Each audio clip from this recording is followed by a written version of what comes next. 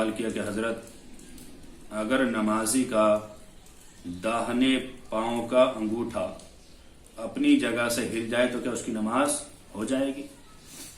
और किसी जाहिल ने सवाल किया था, जाहिल पीर था कोई, उसने सवाल किया किसी मौलाना से कि बताइए नमाज की खुंटी क्या है। अब मौलाना सोचने लगा नमाज की खुंटी क्या होगी, सोचते रहे, उन्होंने कोई जवाब नहीं दिया।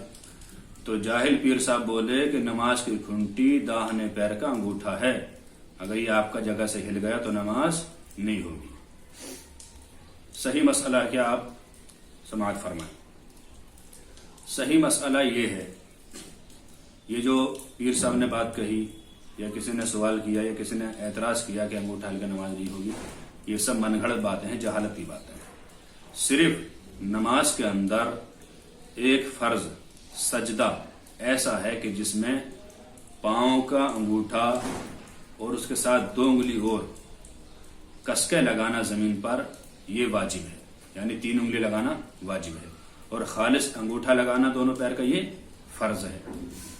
तो नमाज की हालत में तो ऐसा कहा जा सकता है, सजदे की हालत में, कि नमाज सजदे में हमारा अंगूठा अपनी जगह से नहीं हटना चाहिए। सही बात है, अगर नमाज की हालत में, सजदे की हालत में जो फर्ज है हमारा अंगूठा अपनी जगह से हट गया तो जाहिर सी बात हमारे पैर उठ गए, और पैर उठ गए तो सजदा जो हुजूर सल्लल्लाहु अलैहि वसल्लम ने इरशाद फरमाया कि मुझे अल्लाह ताला ने हुक्म दिया कि मैं 7 हड्डियों पर सजदा करूं, उसमें से 2 हड्डियां खत्म हो गई, एक तो पेशानी और नाक की दोनों मिलाकर 1, और 2 हथेलियां 3, और 2 घुटने 5, और 2 पांव के अंगूठे 7। तो अगर सजदे की हालत में पांव का अंगूठा हट गया, जमाव नहीं रहा, तो नमाज नहीं होगी, ये बात सही है। लेकिन हर हालत में उसको जमा कर रखना, ये बिल्कुल जहालत, बेवकूफी की बात है। सिर्फ एक रुकन ऐसा है जिसमें पांव का अंगूठा जमा रहना चाहिए। अगर मान लिया जाए क़ियाम की हालत में, खड़े होने की हालत में हमारे पांव जमे हुए रहने चाहिए, तब तो बहुत सारे मसाइल ऐसे हैं जो बिल्कुल सिरे से खत्म ही हो जाएंगे। जैसे आपने सुना होगा या किसी किताब में पढ़ा होगा कि अगर किसी इंसान को रीह खारिज हो जाती है तो वह इंसान सफ में से निकल जाए, जाकर चुपके से वुजू बनाए और वापस आकर वहीं लग जाए, उसकी नमाज बिल्कुल सही है। तो इसका मतलब तो यह है कि उसका पांव जब वहां से हटा तो जाहिर सी बात है चल कर गया होगा, वुजू किया फिर वहां आकर लगा, तो इसकी तो नमाज होनी नहीं चाहिए थी। और दूसरी बात, ये मसला भी आता है कि अगर सफ पुर हो गई और जमात खड़ी हो गई और कोई एक इंसान आया, उसने आकर देखा कि अगली सफ में कहीं जगह नहीं है और पीछे में अकेला हूं, तो उसे चाहिए कि आगे से एक आदमी को निकाल ले, अपने पास खड़ा कर ले और बाकी को पास पास में खड़ा कर दे।